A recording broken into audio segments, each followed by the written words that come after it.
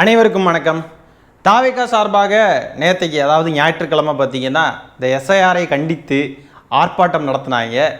தமிழ்நாடு தழுவிய ஆர்ப்பாட்டம்னு சொன்னாங்க. அது உண்மையாலுமே எஸ்ஐஆரை கண்டித்து தான் நடத்தினாங்களா அப்படின்ற சந்தேகம் வர்ற அளவுக்கு எஸ்ஐஆருக்கு எந்த வகையிலையுமே சம்பந்தம் இல்லாத திமுகவை கண்டிக்கும் கூட்டம் அப்படின்னு நம்ம சொன்னாலும் சொல்லலாம்.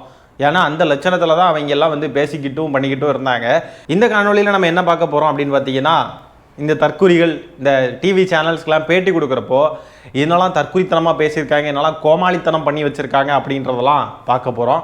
இப்போ வாங்க ஒவ்வொன்றா பார்க்க ஆரம்பிக்கலாம். எங்க தலைக்கு தான் நாங்கள் ஓட்டு போடுவோம். எஸ்ஐஆர் அப்படின்னா என்ன? எஸ்ஐஆருக்கு தான் ஆர்ப்பாட்டம் போட்டுருக்காங்க. அப்படின்னா என்ன எஸ்ஐஆர்? அப்படியா அப்படின்னு கேட்குறாங்க. அவங்களுக்கு என்னன்னே தெரியாமல் வந்திருக்காங்க. சூப்பர். எஸ்ஐஆர்னா என்னன்னு எனக்கு தெரியாது. இல்ல அதனாலதான் அதுக்காக தானே ஆர்ப்பாட்டமே போடுறாங்க. என்னன்னு தெரியாம எப்படி?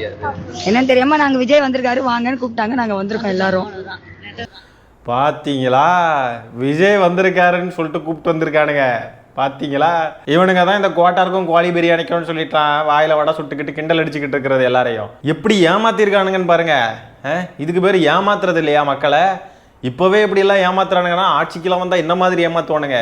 பாவம் அந்த மக்கள் விஜயை நேரில் பாத்திர மாட்டோமான்னு வந்திருக்காங்க. அவங்க கிட்ட விஜய் வராருன்னு சொல்லி ஏமாத்தி கூட்டிட்டு வந்திருக்கானுங்க. இப்பவே எவ்வளவு விஷமா இருக்கானுங்கன்றத பாத்துக்கோங்க. விஜய் வராங்கன்னு சொல்லவும் சரி தலை வராருன்னு நல்லா இருக்கும். எங்க வந்தா நல்லா இருக்கும்?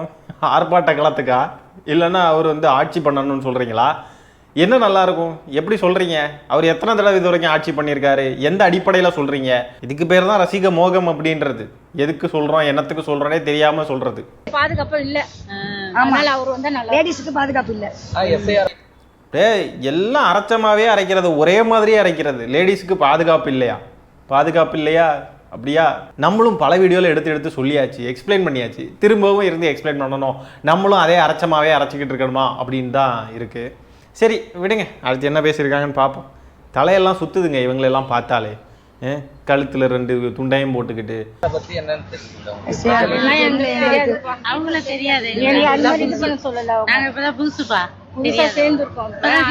எஸ்ஐஆர்னா என்னன்னு தெரியாது, நாங்க இப்பதான் புதுசுப்பா. ஐயோ எவ்வளோ வெகுளித்தனமா எவ்வளோ இன்னசென்ட்டாக இருக்காங்கன்னு பாருங்க மக்களே. சே, இப்படிப்பட்ட மக்களை எல்லாம் தான் மண்டைய கழுவி வச்சிருக்கு. பொலிட்டிக்கலான மக்களை. அவங்களுக்கு அரசியல்னா என்னன்னு தெரியாது, என்ன நாட்டு நடப்பு என்னன்னே தெரியாது.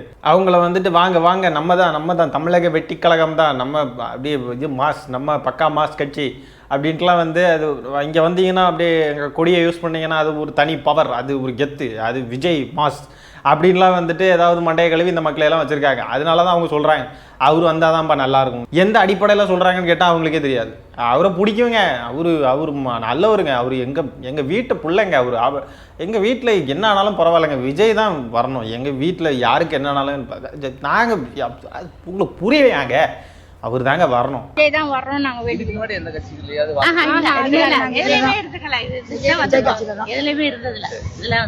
இவனுங்க தான் நாங்கள்லாம் மாற்று அரசியல் பிடுங்க போகிறோம், அப்படியே பிடுங்கி நட்ட போகிறோன்னு வந்திருக்கானுங்க. மக்களை ஏமாற்றி கூட்டிகிட்டு வந்திருக்கானுங்க. எவ்வளோ பெரிய துரோகம். அடுத்ததான் நம்ம பார்க்க போகிற ஒரு அம்மா பேசுனது தான் இருக்கிறதுலே ஹைலைட்டான ஒரு காணொளி. அவங்க என்ன சொல்கிறதுன்னு தெரிலங்க. இந்த எஸ்ஐஆர் வந்து திமுக தான் கொண்டு வந்துச்சுன்ற மாதிரி பேசுகிறாங்க. ரொம்ப ஷாக்கிங்காக இருக்குது. இப்படியெல்லாம் கூட இருக்காங்களான் இருக்குது. ஃபர்ஸ்ட் அவங்க பேசுனதை பார்ப்போம் வாங்க.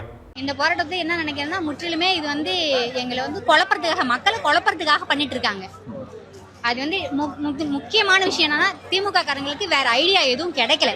அதனால இது வந்து குழப்பறதுக்காக ஒரு இது, மக்களை குழப்பறதுக்காக. சரி அதெல்லாம் இருக்கட்டும். இவங்க பேசிக்கிட்டு இருக்கிறப்ப பின்னாடி அந்த தாவேகா கொடியை வச்சா கார் ஒன்று நிற்கிது. அதில் ஒரு நபர் நின்று ஃபோட்டோ ஷூட் எடுத்துகிட்டு இருக்காரு. அதுதான் இவனுங்களுக்கு வேணும், அதுதான் இவனுங்களுடைய அரசியல். நீங்கள் ஏன் வந்து பேட்டி கொடுக்குறீங்க?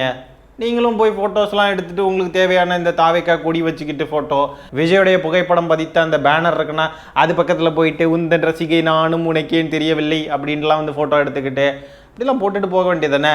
ஏன் பேட்டிலாம் கொடுத்து இப்படி மாட்டிக்கிறீங்க? என்னெல்லாம் உளறி வச்சுருக்காங்கன்னு பாருங்களேன். திமுக வந்து குழப்பறதுக்காகவே இந்த எஸ்ஐஆரை கொண்டு வந்துச்சான். என்ன பேசுகிறாங்க பாருங்கள். நாங்கள் போய் ஒரு இடத்துல வாக்குப்பதிவு பண்ணுறோம், ஒரு ஃபார்ம் வாங்குறோன்னா அந்த ஃபார்ம் வாங்குறதுக்கு ஒரு நாள், அதை ஃபில்லப் பண்றதுக்கு ஒரு ஆளு.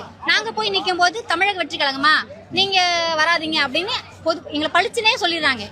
எதுக்குமே அவங்க வரமாட்டேங்கிறாங்க, கொடுக்க மாட்டேங்கிறாங்க. நான் தமிழக அரசை பார்த்து கேட்கறதுனா, ஏன் எங்க மேல உங்களுக்கு இவ்வளவு பயம்? எங்க மேல எந்த இதுமே தப்பு இல்லாதனால எப்படியாவது ஏதாவது ஒரு காரணம் உங்களுக்கு கிடைக்கணும். நீங்களும் 5 வருஷத்துக்கு முன்னாடி ஆட்சி நடத்தல, அப்பெல்லாம் ஏன் இல்ல? இப்ப மட்டும் எதுக்காக கொடுக்குறீங்க?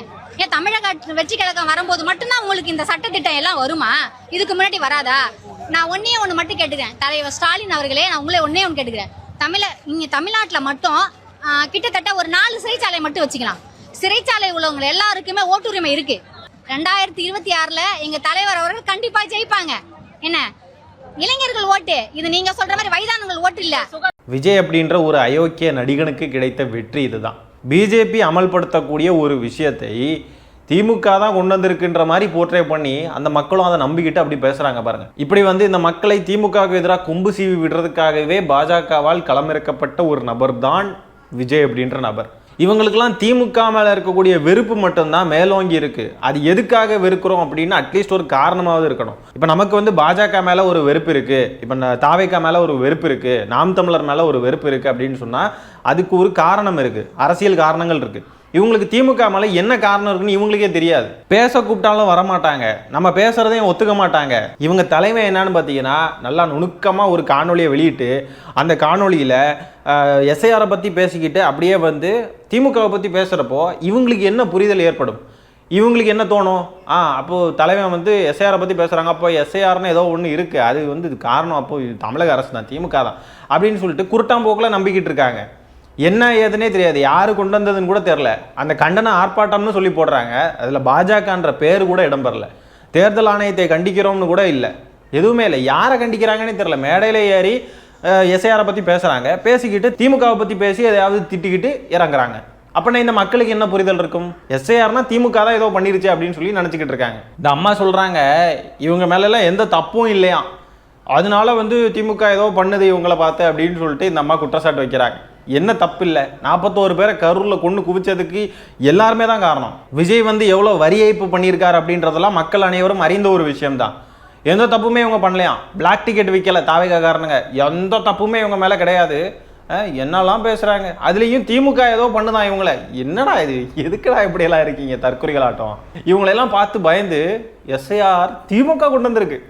நம்பிருங்க, திமுக தான் கொண்டு வந்திருக்கு, பாஜக கொண்டு வரல, அதிமுக அதை ஆதரிக்கலை. இவங்களையெல்லாம் விட்டுருவாங்க. பாஜக அதிமுகவை பற்றியெல்லாம் ஒரு வார்த்தை கூட பேசுறது கிடையாது. ஆனால் திமுகவை போட்டு பேசிக்கிட்டு இருப்பாங்க. சூப்பரில் விஜய் சூப்பரான ஒரு ஏபொலிட்டிக்கலான ஒரு கூட்டத்தை உருவாக்கி வச்சு, நீங்கள் எல்லாம் பொலிட்டிக்கலி இன்வால்வ்டான மக்கள் தான், நம்ம தான் இங்கே மாற்று சக்தி அப்படின்னு சொல்லி நம்ப வச்சு இந்த மக்களையெல்லாம் கொம்பு சீவி விட்டுருக்காப்புல. என்ன லட்சணத்தில் இருக்காங்கன்றதை பார்த்துக்குவாங்க. இப்படியெல்லாம் இவங்க கேள்வி கேட்டால் திமுகவால் மட்டும் இல்லை யாராலையுமே பதில் சொல்ல முடியாது. அவ்வளோ கிடுக்குப்படியான கேள்விகள் கேட்குறாங்க. எப்படியெல்லாம் இருக்காங்க பாருங்கள். இவங்களெல்லாம் திருத்தவே முடியாது. இந்த ஆர்ப்பாட்டம் இவங்க நடத்தினதே அறிவு திருவிழா நடத்தினாங்க இல்லையா திமுக, அதோடைய ரீச் தாங்க முடியாமல் தான் இந்த ஆர்ப்பாட்டத்தை நடத்தியிருக்காங்கன்னு தான் எனக்கு தோணுது. இப்போ அறிவு திருவிழா அப்படின்னு ஒன்று நடத்தலை அப்படின்னா இந்த ஆர்ப்பாட்டம் நடந்திருக்காது. விஜய் அவர்களுக்கு எப்போவுமே அந்த வயிற்றெரிச்சல் அப்படின்றது இருந்துக்கிட்டே தான் இருக்குது. அடுத்த நடிகர்களுடைய படம் வந்து கொஞ்சம் நல்ல வசூல் ஆகுது, கொஞ்சம் நல்லா ஹிட் ஆகுதுன்னு சொன்னால் பொறுக்க முடியாது. அந்த நடிகருக்கு எதிராக வந்து இவங்க எல்லாம் இந்த அணில் குஞ்சுகளெல்லாம் திருப்பி விட்டு அவனுங்கெல்லாம் அவரை போய் கடிச்சு வைப்பாங்க அந்த நடிகரை. இப்போ அரசியலில் பார்த்தீங்கன்னா அதே தான். திமுக ஒரு கூட்டம் நடத்துது அப்படின்னு சொன்னால் எப்படி இவங்க அறிவு திருவிழா நடத்துகிறாங்க, நம்மளால் இப்படி ஒரு திருவிழாவை நடத்தவே முடியாது. அறிவு திருவிழா அப்படின்லாம் வைக்கிறதுக்கு நம்மக்கிட்ட இருக்கிறது தற்குறி திருவிழா இல்லையா? நம்ம தற்குறி திருவிழா வேணால் நடத்தலாம், நம்மளால் இந்த ஜென்மத்தில் இப்படி ஒரு கூட்டம் நடத்த முடியாதுல்ல, இப்படி ஒரு திருவிழாலாம் நடத்த முடியாதுல்ல. சரி, நம்ம இது ஆர்ப்பாட்டமாவது ஏதாவது பண்ணுவோம், நம்ம அரசியலில் ஏதாவது பண்ணுவோம் அப்படின்ட்டு வயிறு எறிஞ்சு போய் தான் இந்த ஆர்ப்பாட்டத்தையே பண்ணியிருக்காங்க. இதில் பேச்சும் கூந்தல் வேறு. இப்போ இந்த பேசுகிறாங்க இல்லையா, இவங்கெல்லாம் தாவேகான்ற கட்சி ஆரம்பிக்கிறதுக்கு முன்னாடியே இப்படி தான் இருந்தாங்களா, இல்லைனா தாவேகான்ற கட்சி ஆரம்பித்ததுக்கு அப்புறம் அதில் போய் சேர்ந்து இப்படி ஆயிட்டாங்களா அப்படின்றது தெரியல. இது ஒரு புரியாத புதிராக தான் இருக்குங்க. இவங்களுடைய நெக்லிஜென்ஸின் காரணமாக 41 பேர் இறந்து போனாலும் அதுக்கும் காரணம் திமுக தான். இப்போ எவனோ கொண்டு வரக்கூடிய எஸ்ஐஆருக்கும் காரணம் திமுக தான். அதாவது இந்த ஜென்சி தலைமுறையினர் மட்டும்தான் வந்துட்டு அறிவில்லாத முட்டாள் கூட்டமாக இருக்காங்க, தற்குறிகளாக இருக்காங்க அப்படின்னு சொல்லிட்டு நிறைய பேர் பேசிக்கிறாங்க. தற்குறிகளாக இருக்கிறதுக்கும் தலைமுறைக்கும் எந்த சம்மந்தமுமே இல்லை இல்லையா? இவங்கெல்லாம் வந்து போன ஜென்ரேஷன். ஆனால் எப்படி பேசிக்கிறாங்க பாருங்கள். போன ஜென்ரேஷனில் இருக்கிறவங்கலாம் வந்து அறிவாளிகள், இந்த ஜென்ரேஷனில் இருக்கிறவங்கலாம் தற்குறிகள் அப்படின்லாம் வந்து நம்ம கணக்கு பண்ண முடியாது. அனைத்து வயது வரம்புலையுமே பார்த்தீங்கன்னா தற்குறிகள்லாம் நிறைஞ்சு இருக்காங்க.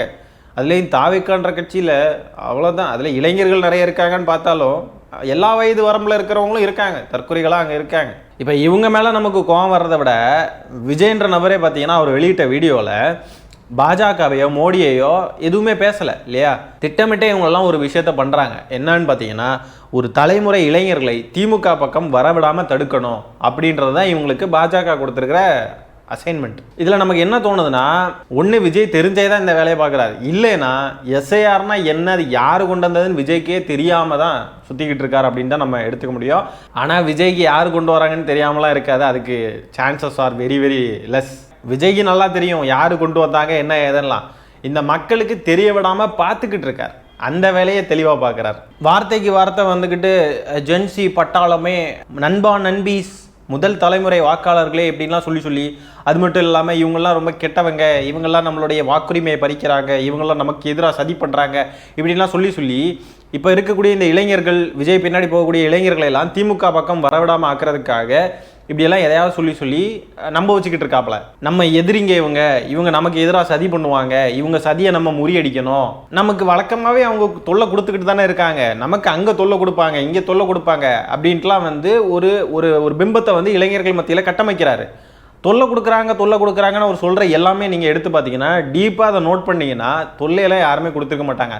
இவனுங்க வாண்டடாக அங்கே போய் வம்பிழுப்பானுங்க. காவல்துறைக்கிட்டையும் சரி, பொதுமக்கள்கிட்டையும் சரி, எங்கேயுமே போய் வம்பிழுக்கிறப்போ தான் காவல்துறை இப்போ வந்து ஒரு நிபந்தனையை கொடுக்குறாங்க அப்படின்னா இவனுங்க அங்கே ரோட்டில் ஏறி கடந்து வண்டிக்கு பின்னாடி சுற்றுறது, போய் வண்டிக்கு அடியில் போய் விழுறது, கரண்ட் கம்பி மேலே ஏறுறது, இப்படிலாம் வந்து பல விஷயங்கள் இவனுங்க கோமளித்தனங்கள், அணில் குஞ்சுகளுடைய இந்த துள்ளிட்டு திரியக்கூடிய இந்த இதெல்லாம் வந்து பண்ணிக்கிட்டு இருக்கிறதுனால தான் காவல்துறை வந்து ஒரு நிபந்தனை கொடுப்பாங்க, உடனே நம்மளை அடக்குறாங்க அப்படின்றது.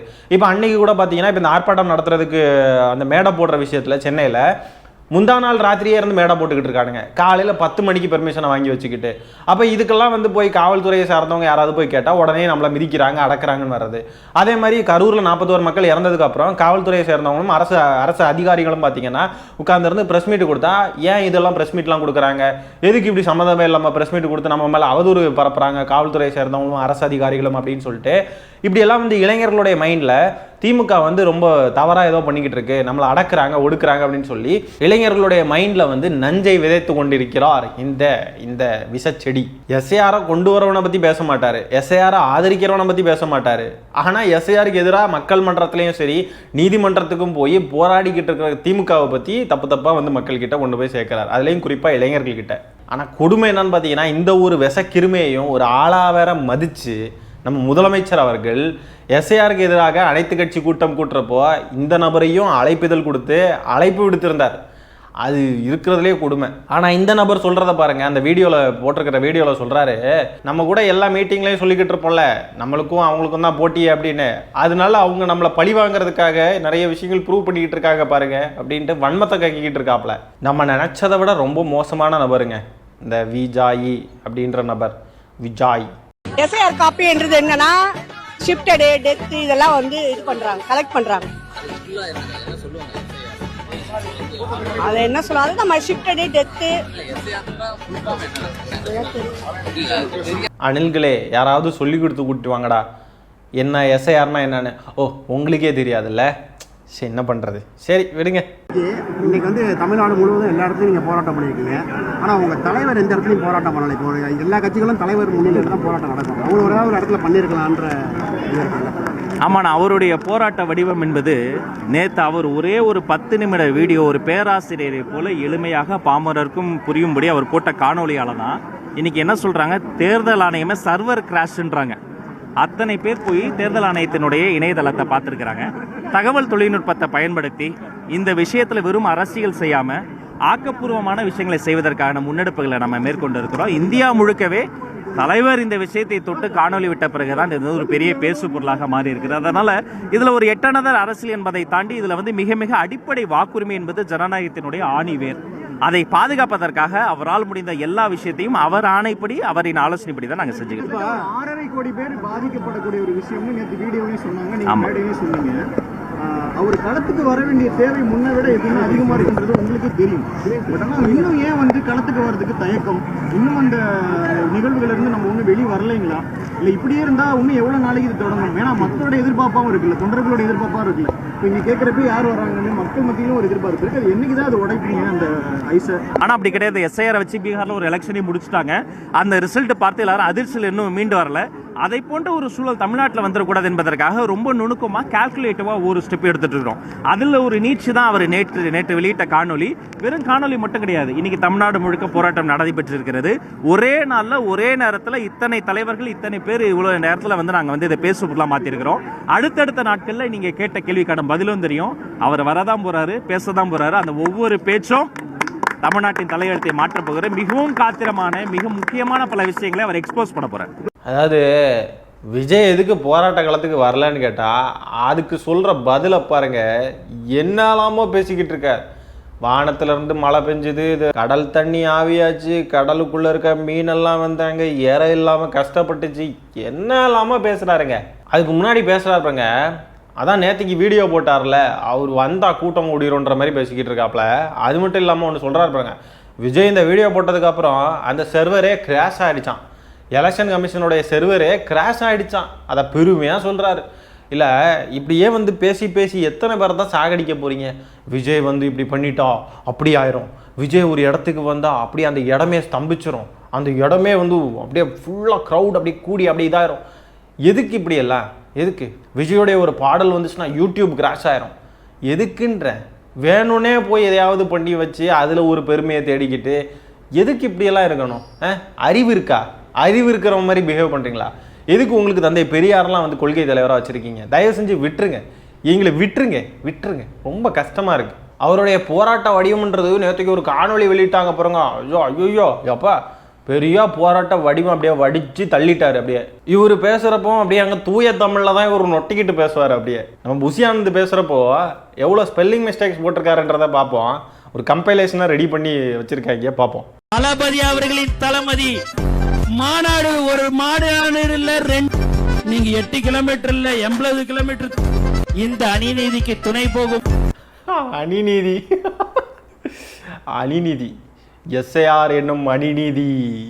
பாரதிய ஜனதா கட்சி அத்தனை பேர் மீதும் பாரபட்சமன்றி ஊடக நண்பர்களே, பெரியோர்களே, நகரம், ஒன்றியம், பேரூராட்சி கிளை அப்பட்டமான அதிகார துஷ்பிரயோகம். இந்த மாபெரும் ஆர்ப்பாட்டத்தின் வாயிலாக நாங்கள் வைக்கும் கோரிக்கைகளை நம்ம கொடியை பார்த்தோன்னே விடுகிறேன்னு வந்து இந்த பெற்ற திரும்பின்றாங்க. எந்த விதத்துல நாயா? நீங்க 8 கிலோமீட்டர் இல்ல 80 கிலோமீட்டர் திரும்பினாலும் சரி, 14-15 லட்சம் பேர் மாநாடு ஒரு மாநாடு 2 மாநாட்டுல கலந்து கொண்டு இருக்கிற ஒரே கட்சி தோழர்கள் தமிழகத்தின் வெற்றி கழகத்தில் மட்டும்தான். தமிழகத்தின் வெற்றி கழகமா? அப்போ தமிழக வெற்றி கழகம் இல்லையா? கட்சி பேரே வந்து ஒரு பொதுச் செயலாளருக்கு தெரில. அன்னைக்கு சிறப்பு பொதுக்குழு கூட்டம் அப்படின்னு சொல்றதுக்கு சிறப்பு பொதுக்குழு கூட்டம்னு வாயில என்னெல்லாமோ வடை உருண்டுட்டு இருந்துச்சு. என்ன கூட்டம் நடக்குதுன்னு தெரியாது, கட்சி பேரும் தெரியாது, எதுவும் தெரியாது. இவருக்கு வந்து பொதுச் செயலாளர் பதவி. சூப்பர். நம்முடைய அறப்போராட்டம் தொடரும். அரை வேக்காட்டு போராட்டம்னு சொல்லுங்க. அற போராட்டமா? அற மண்ணாங்கட்டி அற. 2026 தளபதி அவர்களின் தலைமதி தலைவிதி கே. ஐயோ, தளபதி அவர்களின் ஆட்சி 2026 ஆட்சி அமையும் என்பதில் இந்த நேரத்தில் தெரிவித்துக் கொள்கிறேன்.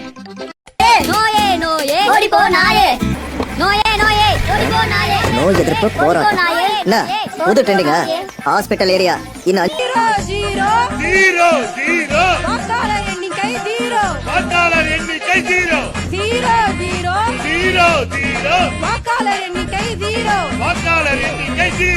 என்ன கோசண்டா இது? 0 வாக்காளர் எண்ணிக்கை 0. என்னடா இது? ஆனா இது வரைக்கும் யாராவது இந்த கேள்வி கேட்டாங்களா? இப்ப எஸ்ஐஆர் ஒண்ணு சீர்திருத்தம் பண்றீங்க, அது எப்போ ரிசல்ட் தருவாங்க? அதுக்கான பதில் இது வரைக்கும் யாராவது சொல்லியிருக்காங்களா? ஏன்னா ஒரே மாசத்துல முடிக்கப்படும் சொல்லியிருக்காங்க. எப்போ அவங்க அந்த தேர்தல் வாக்காளர் பட்டியலை எப்போ வெளியிடுவோம் அப்படின்னு சொன்னாங்களா? இப்ப திடீர்னு எலெக்ஷன் வந்துருச்சு, ஒரு 2-3 மாசத்துலயே ஏதோ முன்னோட்டி பிப்ரவரிலயோ இல்ல மார்ச்லயோ வச்சிடுறாங்கன்னு வச்சுக்கோங்க. அப்பவும் எங்களுக்கு வாக்காளர் பட்டியல் கிளியரா வரலன்னா அப்ப ஓட்டு போடுற மக்கள் என்ன ஆவாங்க? முடியாது. அப்ப எங்க ஓட்டு செல்லாத ஓட்டா போயிடுமே. அப்ப நீங்க அது எப்ப நீங்க பண்ணுவீங்க? ஒரே மாசம் தான் முடிப்பேன்றீங்க. அப்ப எப்ப வெளியிடுவீங்க நீங்க அதை சொல்லணும் இல்லையா? அப்ப அந்த எலெக்ஷன் அப்ப யாரும் ஒரு கேள்வி கேட்க மாட்டீங்களே. நீங்க தான் அதுக்கு என்ன மாதிரி கிடுக்குப்பிடி கேள்வியப்பா. எஸ்ஏஆர் இதெல்லாம் பண்ணிக்கிட்டு இருக்காங்களாம், அதுக்கு ரிசல்ட் எப்போ வரும்னு கேட்குறாங்க. ஆடாடாடாடாடா, உண்மையாலுமே சொல்கிறேங்க, யாராலையுமே இதுக்கெலாம் பதில் சொல்ல முடியாது. பதில் சொல்கிற அளவுக்கு யாருக்குமே அறிவில்லை. இந்த அளவுக்குலாம் யாருக்குமே அறிவில்லை. அந்த சகோதரிக்கு நான் ஒன்று சொல்லிக்க விரும்புகிறேன். ஜனவரி 9ஆம் தேதி ஜனநாயகன் படத்தில் விஜய் அதுக்கான பதிலெல்லாம் சொல்வார். அந்த படத்தில் அவர் சிஎம் ஆயிடுவார். அதனால உங்களுக்கு எந்த கேள்வியுமே வராது, சரிங்களா? ஜனவரி 9ஆம் தேதி ரிசல்ட் வந்துடும் எஸ்ஏஆருக்கு, சரியா? இவங்க கேட்குற கேள்விக்கு இந்த மாதிரி தான் பதில் சொன்னால் தான் அவங்களுக்கு புரியும். இது புரிஞ்சிருக்கும் அவங்களுக்கு. இப்படி நம்ம சொன்னோன்னா நம்ம வேற ஏதாவது சொல்லி என்னங்க, நமக்கு அறிவில்லைன்னு நினச்சிப்பாங்க. என்ன பண்ணுறது? நல்லா மாட்டிக்கிட்டோங்க. ஆனால் இவங்க கிட்டலாம் இல்லையா, கட்சியில் 1-2 பேர் சோக்கராக இருந்தால் பரவாயில்ல, ஒட்டுமொத்த கட்சி மேலே சோக்கர் கட்சியாக இருக்குது. இப்போ அவங்களுக்கு தெரிஞ்சு போச்சு நம்ம தோக்க போறோம்னு தெரிஞ்சு போச்சு. எல்லாருமே ஓட்டு போடுறதுக்காக நீங்க வாங்க நான் ஃபார்ம் ஃபில்அப் பண்ணி தரேன் எல்லாமே பண்ணி தரேன்னு சொல்லுவாங்க. நீங்க ஓட்டு போடக்கூடாதுன்றதுக்காகவே இந்த எஸ்ஐஆர், வேற எதுவும் கிடையாது. ஏன்னா ஓட்டு போட்டா தெரிஞ்சு போயிடும்ல யார் ஜெயிப்பாங்கன்னு. இவரு ஜெயிச்சிருவாங்கன்ற பயம், அந்த பயத்துக்காக மட்டும்தான் இந்த எஸ்ஐஆர். ஏன் இப்பதான் எலெக்ஷன் நடந்துச்சு, எம்பி எலெக்ஷன் நடந்துச்சுல, அப்ப எடுக்கல ஏன் தெரியானா? ஏன்னா அந்த டைம்ல யாரும் வரல. நம்ம சொல்லிட்டோம் நாங்க இதுல போட்டி போடல, எங்களோட இலக்கு 2026 சட்டமன்ற தேர்தல், அதை நோக்கி மட்டும்தான் எங்களோட குரல் இருக்கும், எங்களோட வேலைகள் இருக்குன்னு சொல்லி அன்னைக்கு சொன்னதுனாலதான் அன்னைக்கு நீங்க அதை கொண்டு வரல. அன்னைக்கே நாங்க வந்திருந்தோம்னா நீங்க அன்னைக்கே கொண்டு வந்திருப்பீங்க. ஏன்னா உங்களுக்கு மட்டும் இல்ல, தமிழ்நாட்டு மக்களுக்கு மட்டும் இல்ல, இந்தியாவுக்கே தெரியும் 2026 தமிழ்நாட்டுல ஒரு கொடி பறக்க போகுது. அந்த கொடி இந்த கொடி எங்க கொடி நம்ம கொடி மக்களுக்கான கொடின்னு அந்த பயம். சரி, இவ்வளோ பெரிய டயலாக் பேசுறாரு, யாருக்குன்னு நினைச்சுக்கிட்டு இருக்கீங்க? திமுகவுக்கு. பாஜகவை எதிர்த்துலாம் கிடையாது, இதெல்லாம் திமுகவுக்கு எதிரா. எதுக்கு? இந்த கொடி பறக்க போகுது, அந்த கொடி பறக்க போகுது, நாங்கள் தான் ஜெயிக்க எல்லாம் ஓகே, இருந்துட்டு போ, அங்கே போ, ஓரமாக போ. யாருக்கு எதிராக பேசிக்கிட்டு இருக்க? திமுகவுக்கு எதிராக தானே. இவனுங்க கிட்ட நம்ம என்ன பேச முடியும்? எனக்கு என்ன பதில் சொல்கிறதுனே தெரில. இவனுங்களை பார்த்து பயந்து தான் இந்த எஸ்ஐஆரே வந்திருக்கான். அப்போ பயப்படுதுன்னா நீ பாஜகவை பேசு, பாஜக எங்களை பார்த்து பயந்துருச்சுன்னு சொல்லு. அப்போ பாஜக உங்களை பார்த்து பயப்படுற அளவுக்கு தான் நீங்கள் இருக்கீங்க இல்லையா? பாஜகவே நோட்டா கூட போட்டி போட்டுக்கிட்டு இருக்கு. அப்போ உங்களுடைய வருகை பாஜகவை பாதிக்குதுன்னு சொல்லி நம்புறதுனால தான் இவ்வளோ மூச்சு முட்டை பேசிக்கிட்டு இருக்காப்ல இல்லையா? பாஜகவே பேசியிருப்பான்னு நினைக்கிறீங்க? இல்லை, திமுகவை தான். அப்போ இவனுங்க பேசுகிற எந்த விஷயத்துக்கும் திமுகவுக்கு எந்த சம்மந்தமும் கிடையாது. திமுக கொண்டு வரல, திமுக ஒன்று இவனுங்களை பார்த்து நாடாளுமன்ற தேர்தலில் நடந்தப்போ கொண்டு வராமல் இப்போ கொண்டு வந்திருக்காங்க அப்படின்னு சொல்கிறான். அப்படின்னா எல்லாமே நீ பாஜகவை பார்த்து பேசணும் ராஜா. திமுகவுக்கு இதில் என்ன சம்மந்தம் இருக்குது? பேசுகிறதுக்கே வரலங்க இவனுங்க. இப்போ இவனுங்க ஏன்னா அந்த அளவுக்கு பேசுகிறானுங்களா? அந்த அளவுக்கு நம்ம இறங்கி போய் பதில் அளிக்கிற அளவுக்கு நமக்கு அறிவு இல்லைங்க. என்ன பண்ணுறது? நமக்கு அந்த அளவுக்குலாம் வந்து சொல்ல தெரியலங்க. அப்படியே பாருங்க, நம்ம மைண்டெல்லாம் அப்படியே ரொம்ப கன்ஃபியூஸ் ஆகுதுங்க. இவனுங்களுக்குலாம் ஏற்கனவே குழம்பி போயிருச்சு, அதனால தான் இப்படி குழம்பி போயிருக்கானுங்க. இப்போ நம்மளையும் குழப்பி விட்டு நம்மளுக்கும் கிறுக்கு பிடிக்க வைக்கிறானுங்க. புரியுதா? எல்லாரும் கிறுக்காக வாங்க, ஒன்றா சேர்ந்து கிறுக்காகலா. கிறுக்காகி கிறுக்குத்தனமாக விளையாடிட்டு இந்த தமிழக வெட்டி கழகம்ன்ற கட்சி மக்களையெல்லாம் கிறுக்கு பிடிக்க வைக்கிறதே வந்திருக்குங்க. கிறுக்கு பிடிக்க வச்சு நிறைய மக்களை சாகடிச்சு எல்லாரையும் பொலிட்டிக்கலாக்கி அப்படியே மண்டையில் அறிவே இல்லாத ஒன்றுமே இல்லாத தற்கொலை மூடர் கூட்டமாக ஆக்கணும்னு சொல்லிட்டு தான் இவனுங்க வந்திருக்கானுங்க. அதை கரெக்டாக கச்சிதமாக பண்ணிக்கிட்டு இருக்கானுங்க. 41 பேரை கொண்டுட்டானுங்க. அது போக அதுக்கு முன்னாடியே நிறைய பேரை கொண்டுட்டானுங்க. நிம்மதியாக இருந்த தமிழ்நாட்டை கெடுத்து குட்டி சோறாக்கிட்டானுங்க. இன்னும் என்னெல்லாம் பண்ணுறதுக்கு காத்துக்கிட்டு இருக்கானுங்களோ தெரில. சர்வர் கிராஷ் ஆயிடுச்சு, விஜய் வந்தால் வேலூரே ஸ்தம்பிச்சிடும், அப்படி இப்படின்னு சொல்லி இந்த மக்களை உசுபேத்தி இன்னும் எத்தனை பேரை சாகடிச்சின்னு என்னெல்லாம் பண்ண போகிறானுங்களோ தெரில. இந்த ரசிக மோகத்தையும் ரசிக வெறியையும் எனேபிள் பண்ணி விட்டு இன்னும் எத்தனை பேரை என்னெல்லாம் பண்ண போகிறானுங்களோ தெரில. தொண்டனும் தலைவனும் ஒரே மாதிரியே இருக்கானுங்க பாருங்க. தலைவன் என்னன்னா மேடையில் ஏறி பஞ்சு டயலாக் சினிமா டயலாக்லாம் பேசிட்டு போகிறான். இல்லைன்னா ஒரு காணொலியை வெளியிட்டு அதில் என்ன சார் சிஎம் சார் வழி வாங்கணுமா, அங்கே வாங்க இங்கே வாங்க அப்படின்றான். இல்லைன்னா தமிழ்நாடே வாக்குச்சாவடி முன்னாடி திறந்து நிற்கணும், தமிழ்நாடு தான் தமிழக வெற்றி கழகமா இல்லை தமிழக வெற்றி கழகம் தான் தமிழ்நாடா அப்படின்னு சொல்லிட்டு டயலாக் விட்டுக்கிட்டு போகிறான்.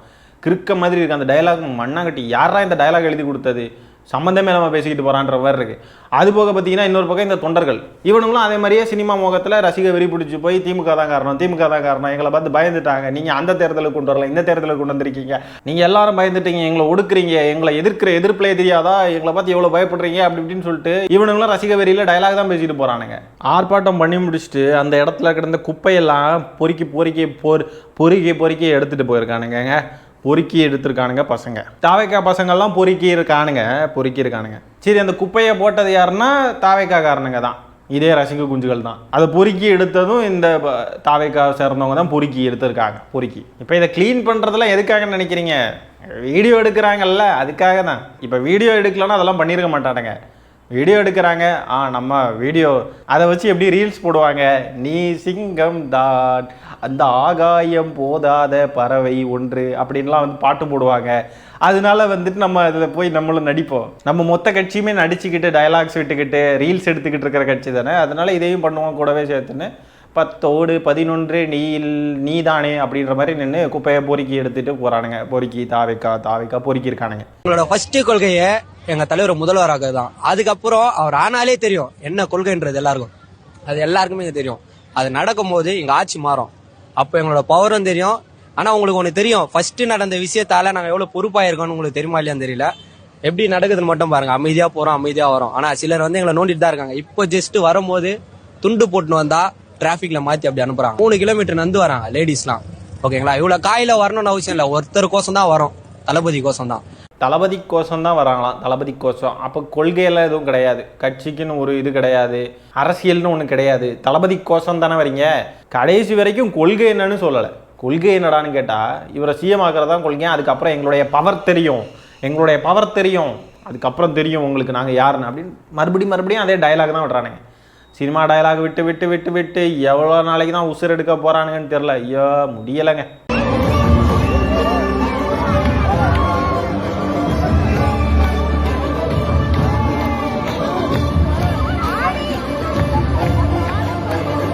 கண்டன ஆர்ப்பாட்டம் பார்த்துக்கோங்க. கண்டன ஆர்ப்பாட்டம் எதுக்கு எதிராக? எஸ்ஐஆருக்கு எதிராக. எஸ்ஐஆர்னா என்ன தெரியாது. எஸ்ஐஆரை யாரு கொண்டு வந்தது? திமுக. நாங்கள் யாரை பற்றியெல்லாம் வாயை திறக்கவே மாட்டோம். பாஜக, அதிமுக இதெல்லாம் ஆதரிக்கிறவங்கள பற்றியெல்லாம் பேச மாட்டோம். கண்டன ஆர்ப்பாட்டத்தில் நாங்கள் தமிழக வெட்டிக் கழகத்துடைய அந்த பாம் பாட்டை போட்டு நாங்கள் வந்து டான்ஸ் ஆடுவோம். இதுதான் கண்டன ஆர்ப்பாட்டம். சூப்பரில். இப்படி ஒரு கண்டன ஆர்ப்பாட்ட கூட்டத்தில் இப்படி பாட்டு போட்டு டான்ஸ் ஆடினது இந்தியாவிலேயே இந்த கோஷ்டி மட்டும்தான். தற்குறி கரகாட்ட கோஷ்டி. அவங்களுக்கெல்லாம் என்ன தெரியுமாங்க? வைபு பண்ணணும், ரீல்ஸ் எடுக்கணும், 4 டயலாகை பேசணும், சவால் விடணும், அவ்வளோதான். அதுதான் இவங்களுடைய அரசியல், வேற எதுவும் கிடையாது. இப்போ எஸ்ஐஆருக்கு எதிராக நாங்கள் ஆர்ப்பாட்டம் பண்ண போகிறோம்லாம் வந்து நிற்கிறாங்க இல்லையா, வாக்குரிமை எங்களுக்கு ரொம்ப முக்கியம் அப்படின்லாம் சில பேர் டயலாக்லாம் விட்டுக்கிட்டு எதாவது பேசுகிறாங்க இல்லையா.